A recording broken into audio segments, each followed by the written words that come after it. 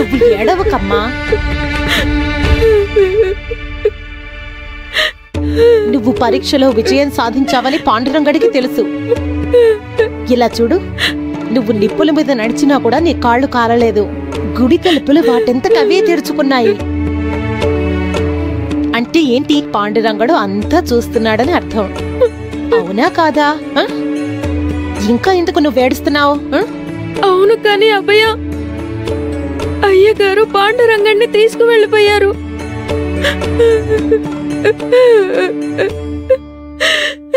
సఖు, అభయ సరిగ్గానే చెప్పింది. ఆయన నీతోనే ఉన్నాడు, సాయం చేస్తున్నాడు. నువ్వెలా ఏడిస్తే పాండురంగడికి నచ్చదు. నిన్నట్నుంచి ఏడుస్తూనే ఉంది అభయ. ఇక్కడి నుంచి కదల్లేదు. ఆ రాక్షసుడు పాండురంగడిని తీసుకెళ్లిపోయాడు. నువ్వేడిస్తే వాడు తిరిగి తీసుకొస్తాడా? ఏడుస్తూ ఇక్కడే కూర్చుంటే నీరసించిపోతావు. లే, నా మాట విను. స్నానం చేసి ఏదైనా తిను. సక్కు తల్లి, పెద్దవాళ్ళు చెప్తే వినాలి.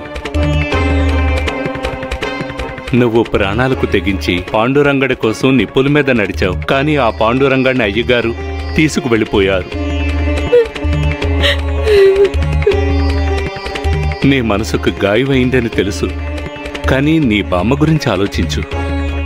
ఆవిడ చాలా బాధపడుతున్నారు. ఆవిడ కోసమైనా నువ్వు లేచి ఇంటికి రా. రామ్మా.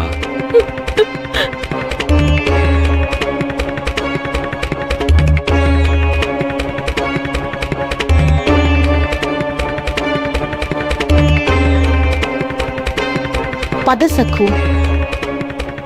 శభాష్. సఖు బుద్ధిమంతురాలు. ఇంటికి వెళ్ళు తల్లి, ఇంటికి వెళ్ళు. రా.